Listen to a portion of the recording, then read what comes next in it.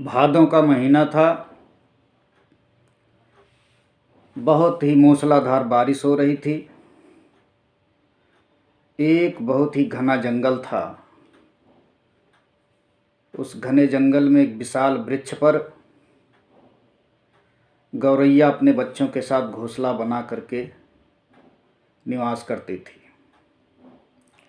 कई दिनों से लगातार बारिश हो रही थी।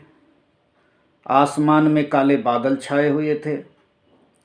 बारिश रुकने का नाम नहीं ले रही थी। जिस वृक्ष पर गौरैया निवास करती थी, उसी वृक्ष पर कहीं से एक बंदर आ गया। वो दिन भर भीगा हुआ था, कांप रहा था। हाथ पैर उसके बहुत ठिठुर गए थे, बहुत ठंडक से दांत कटकटा रहे थे।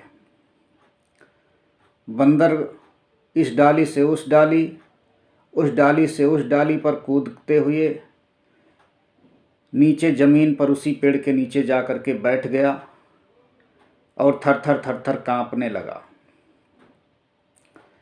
गौरैया बड़ी देर तक उसको देखती, घोंसले से बाहर निकल करके फिर घोंसले के अंदर चली जाती। गौरैया से रहा नहीं गया। उसने बंदर से कहा, बंदर भाई, तुम इस बरसात में भीग रहे हो। ईश्वर ने आपको इतनी बड़ी काया दी है, अच्छा खासा हाथ पैर है, तुम अपने लिए घर क्यों नहीं बना लेते? बंदर चुपचाप उसकी बात को सुन रहा था। मन ही मन में उसको क्रोध भी आ रहा था। फिर गौरैया बोली कि हमें देखिए, हम छोटे से जीव हैं, एक एक तिनका चुन करके अपना घर बना लिए, बाल बच्चों के साथ आराम से रह रही हूँ। तुमको भी अपना घर बना लेना चाहिए। तुम्हारा आखिर ऐसे किस तरह गुजारा होगा? बंदर कुछ देर तक उसकी बात को सुनता रहा। अंत में उसको क्रोध आया। उसने कहा, तुम तुच्छ प्राणी होकर के हमको उपदेश दे रही हो। बंदर गुस्से में तमतमा करके गया और उस गौरैया का घोंसला नोच डाला।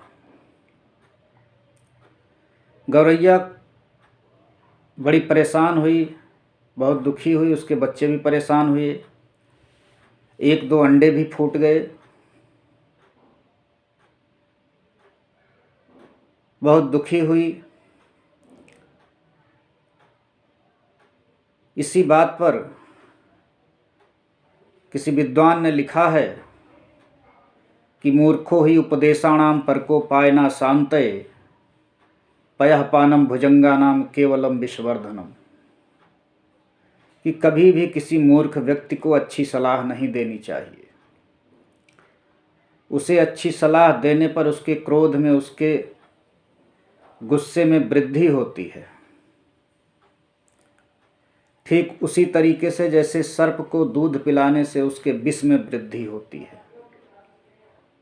इसीलिए कभी किसी मूर्ख व्यक्ति को उपदेश नहीं देना चाहिए।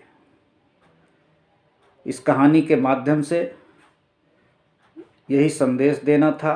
बहुत बहुत धन्यवाद।